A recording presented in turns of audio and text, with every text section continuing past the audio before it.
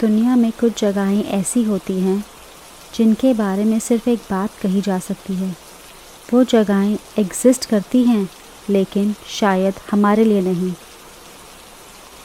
कभी कभी इंसान किसी जगह पर जाता नहीं बल्कि वो जगह खुद इंसान को अपने पास बुलाती है।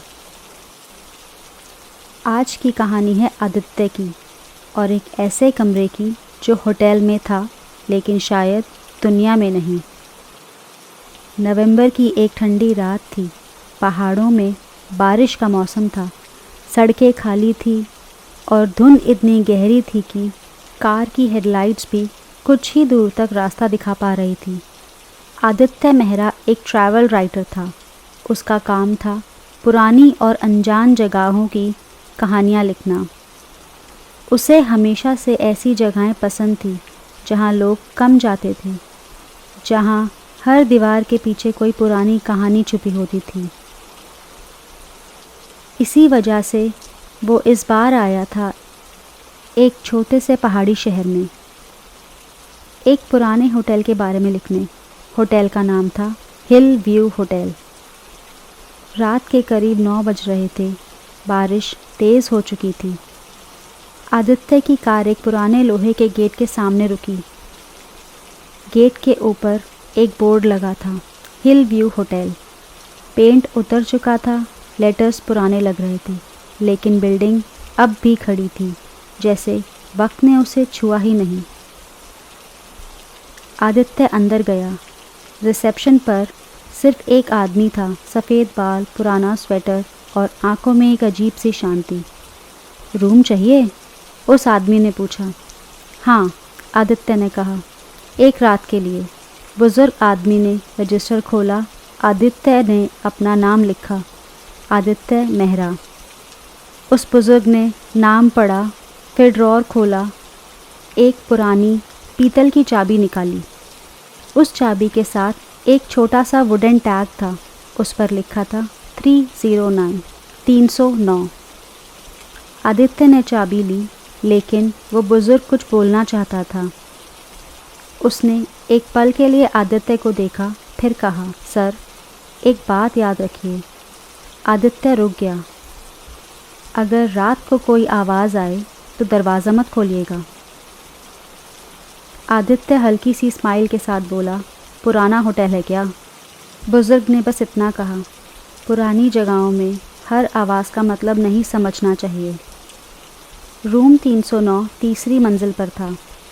कॉरिडोर लंबा था, दोनों तरफ बंद दरवाजे और बीच में पीली रोशनी देते हुए पुराने बल्ब्स।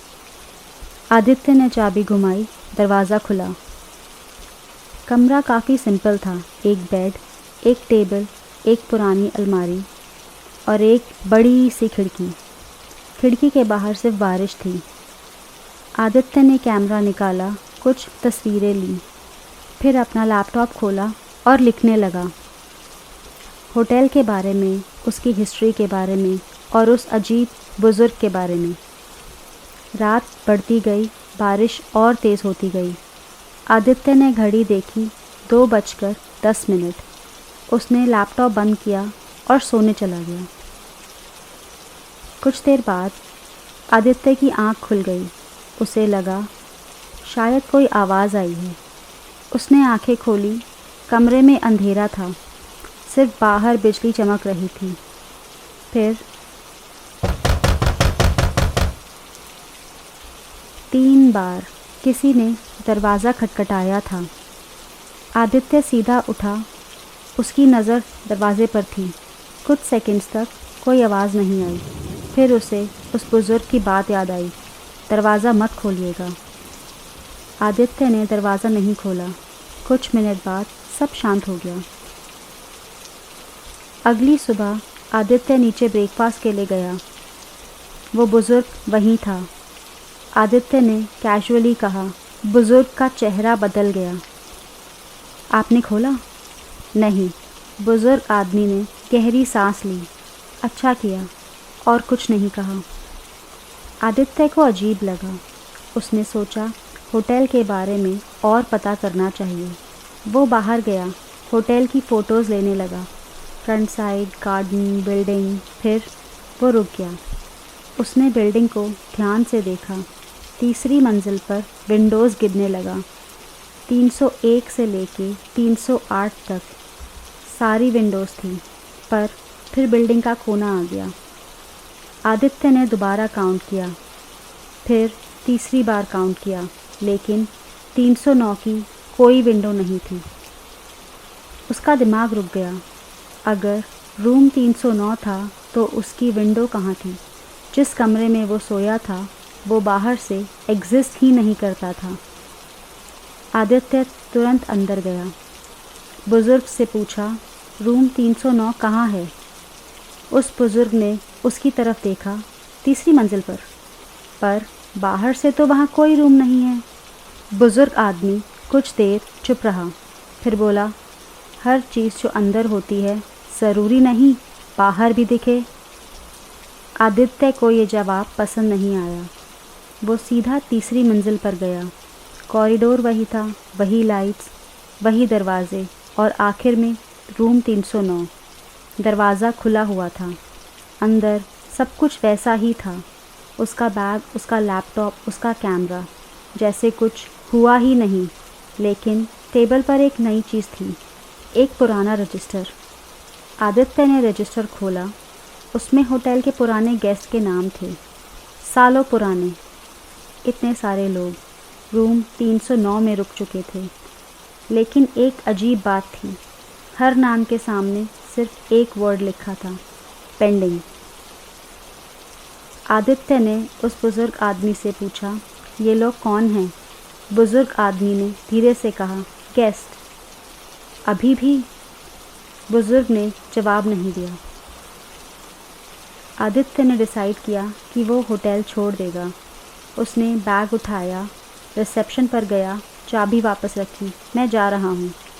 बुज़ुर्ग ने सिर्फ कहा, सर एक बात याद रखिएगा। आदित्य रुक गया।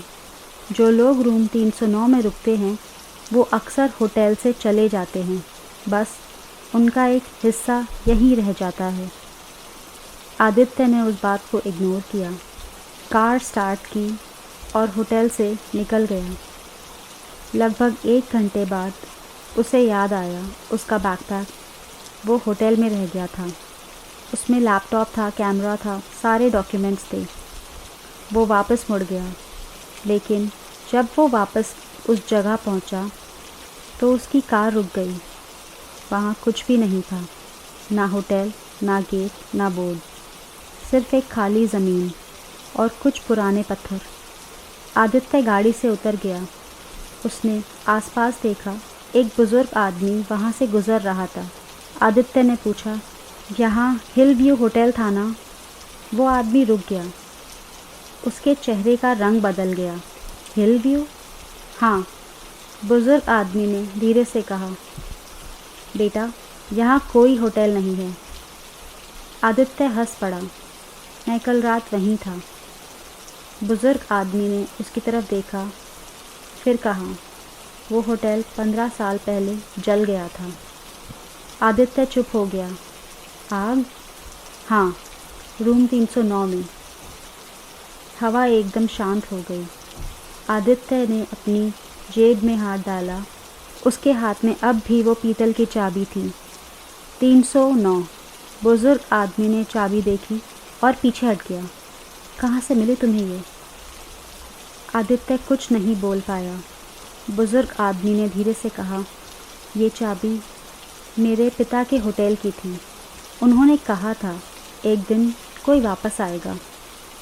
आदित्य ने धीमी आवाज़ में पूछा, कौन? बुज़ुर्ग आदमी ने उसकी आंखों में देखा और कहा, रूम 309 का आखिरी गेस्ट। उस दिन के बाद आदित्य ने कभी हिल व्यू होटल के बारे में किसी को नहीं बताया। उसके कैमरा में जो फ़ोटोज़ थी वो सब ब्लैंक थी। उसके लैपटॉप में जो नोट्स थे वो सब डिलीट हो चुके थे। बस एक चीज़ बची थी, एक तस्वीर जिसमें आदित्य होटल के बाहर खड़ा था और उसके पीछे तीसरी मंजिल की एक खिड़की में एक आदमी खड़ा था। आदित्य ने फ़ोटो जूम की और उसका खून ठंडा हो गया, क्योंकि वो आदमी आदित्य खुद था। कुछ जगहें वक्त के साथ मिट जाती हैं, लेकिन कुछ जगहें सिर्फ किसी नए मेहमान का इंतज़ार करती हैं। आप सुन रहे थे मिडनाइट चैप्टर, जहां हर कहानी छोड़ जाती है एक निशान। मिलेंगे एक और कहानी के साथ अगली रात।